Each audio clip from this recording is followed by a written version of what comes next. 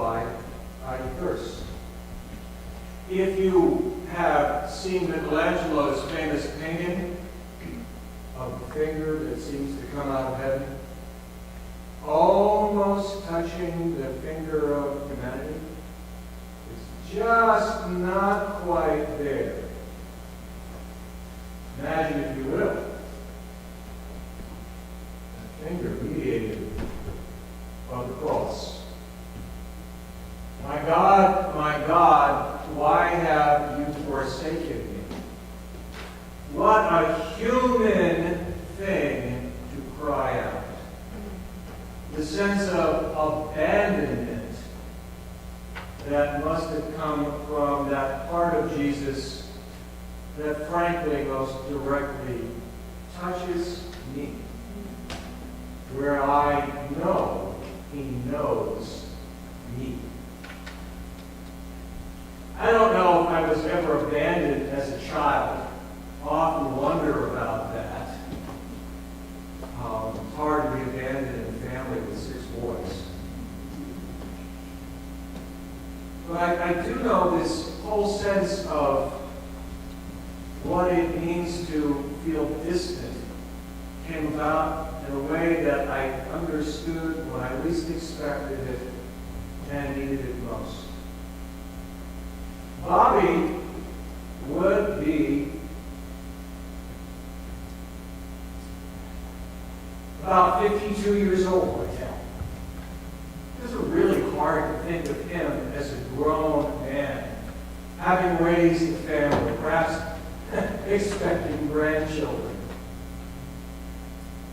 I knew Bobby when he was 21, and he worked for me when I was 31. This is at the time when I was the general manager of the radio station.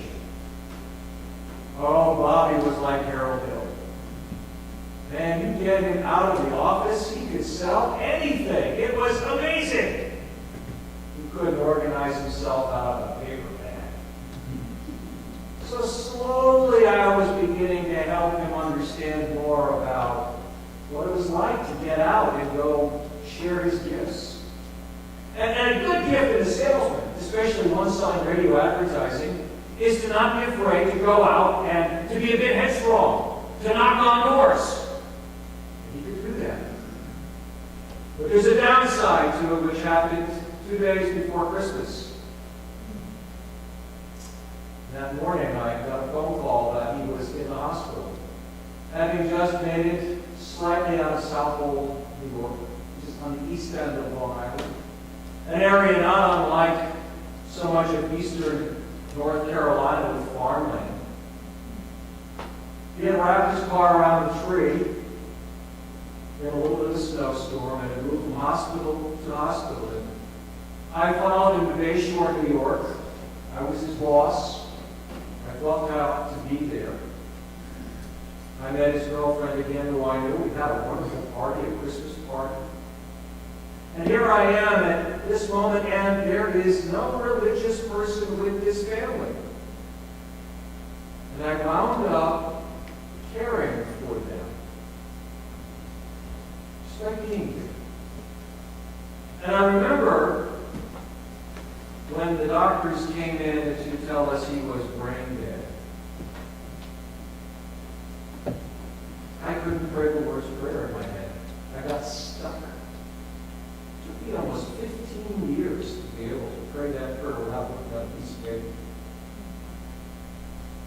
The oddest thing was, in the midst of all of this tragedy,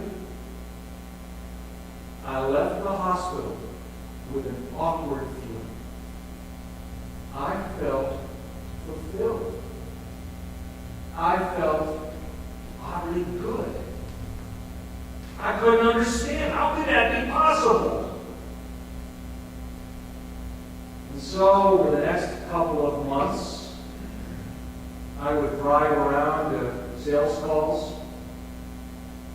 And I remember a number of times when I pulled the car off to the side of the road. And I got literally as small and as quiet as I could be. And anybody who hangs around me knows how hard it is for me both to quiet and have a quiet interior. And I remember in the midst of this moment of sound of sheer silence, from the depth of my being, I cried out, Eli, Eli, lama sabachthani? My God, why have you forsaken me? I felt so lost, so abandoned. Thought I was in my dream job, and I had no clue what was going on. And then over the next few weeks, I tried to get into the church to pray, and the church was red, and the doors were locked. Oh, that was hard. I began to realize what it is to have these fingers touch, this mediation of the cross, where Jesus is so much letting me know who I am, that if I can follow at all in his footsteps, if I can pick up his cross and follow him, if I can sell all that I have, if I can trust, then his moment on the cross, when he cried out in his other humanity, I can remember one thing.